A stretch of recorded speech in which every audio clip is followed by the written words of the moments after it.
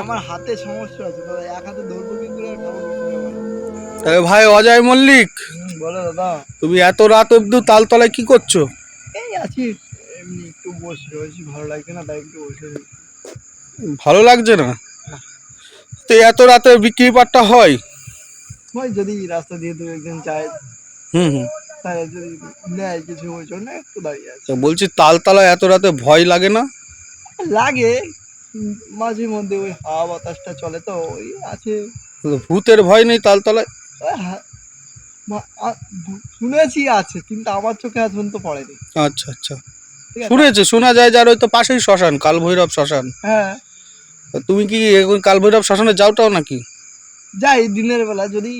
রাতের বেলা যাও না? না না, না না, রাতের বেলা আমি যাই না। বিরাট ভয়ঙ্কর শ্মশান তো ওটা। হ্যাঁ শুনেছি ভয়ঙ্কর। আর এই যে পাশে কুমলের বিল, এই যে যে বিল, এর পেছনে বিল তো বিরাট বড় বিল। হ্যাঁ বিরাট বড় বিল দেখবে, যদি তোমার ক্যামেরাটা একটু মানে এই করো শিয়ালও দেখা যাবে একটু হয়তো পরে। শিয়ালের ডাকও শুনতে পাবে। শিয়ালের ডাক শোনা যাচ্ছিল একটু আগে, কিন্তু এখন তো শিয়ালও দেখা যেতে পারে। শিয়ালও দেখা যেতে ওই পারে। কাকড়া খেতে শিয়াল বেরিয়েছে, তাই তো? অবশ্যই। তো তোমার তো ভূতের ভয় নেই বলছো? না, আমি দেখিনি তো, কিন্তু ওই হাওয়া বাতাস চলে একটু ভয় ভয় তো সবারই লাগে, স্বাভাবিক। আচ্ছা আচ্ছা।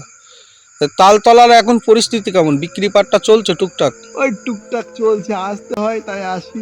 বাড়ি বসে পেটের দায়। বাড়ি বসে কি করব না তাই না, আসো। পেটের দায় পেটের দায়। একদম। তুমি খাওয়া দাওয়া করেছো আজকে? আজকে খাওয়া দাওয়া বলতে এই এক প্যাকেট বিস্কুট খেয়েছি, আর কিছু খাইনি। আচ্ছা আচ্ছা আচ্ছা। তা তুমিও ভিডিও টিডিও করো নাকি? হ্যাঁ ভিডিও করি। তোমার আইডির নাম কি ফেসবুকে? অজয় মল্লিক নামে আছে, ইনস্টাগ্রাম এবং ফেসবুক দুটোই আছে। বাহ, সে তো বুঝলাম, কিন্তু তুমি এই যে এত রাত্রি অবধি বাড়িতে তোমার কিছু বলে না যে অজয় এত রাত অবধি কাল ভৈরবে ওই ফাঁকা মাঠে দাঁড়িয়ে থাকে সেই ঠান্ডার মধ্যে?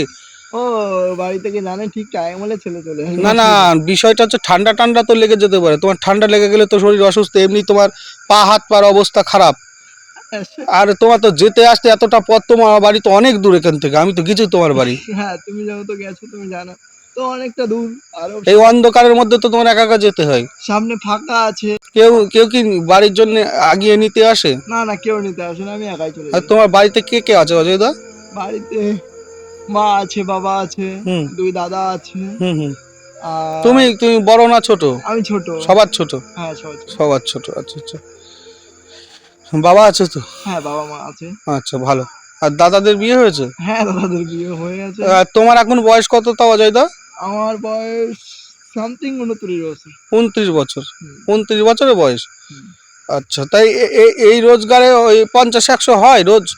ওই নিজের হাত খরচাটা চলে আর কি। আচ্ছা, তুমি তো কিছুই করো না, এমনি কোনো কাজ করো না না না? না, কোনো কাজ করতে পারি না তো কি করবো তোমার হাতের পায়ের অবস্থা খারাপ, আর হাত দুটো এই পায়ের। হাত, এই হাতে তো কোনোই কাজ করে না। এই দেখো ক্যামেরাটা ভালো করে দেখা হয়, হ্যাঁ, এই হাতটা কোনো কাজ করে না।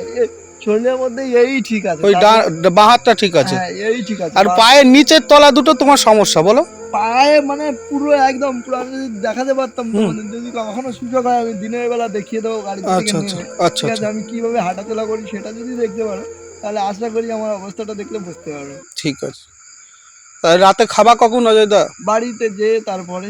আচ্ছা আচ্ছা আচ্ছা, ঠিক আছে। আবার কালকে তো আবার আসতে হবে। অবশ্যই আর কালকে তুমি এই তালতলায় আসো কটার দিকে? ওই সকাল 10:30 11টার মধ্যে, সামথিং তো 11টার তো মধ্যে চলে আসি। 11টার থেকে রাত 8টা-9টা অবধি থাকো, তো তুমি খাবা কি? খাও না তো কিছু, তুমি মরে যাবা স্টমাকে না খেয়ে খেয়ে। কিচ্ছু হবে না। না না, খাবার নিয়ে আসবা ব্যাগে করে, ভাত নিয়ে আসবা কটা, ব্যাগে করে কটা ভাত নিয়ে এসে রেখে দিলে এক সাইডে। ওই একটা দোকান আছে, ক্যামেরাটা দেখাও যদি ক্যামেরাটা। ওই তো, হ্যাঁ, বাপির দোকান, বাপির ওই যে সামনের দোকান ওই যে। দোকান থেকে কিছু খেয়ে নি। বাপি তো তোমার চেনা লোক না? হ্যাঁ আমার কাকু হয়। বাপি তোমার কাকা হয়? আচ্ছা আচ্ছা আচ্ছা।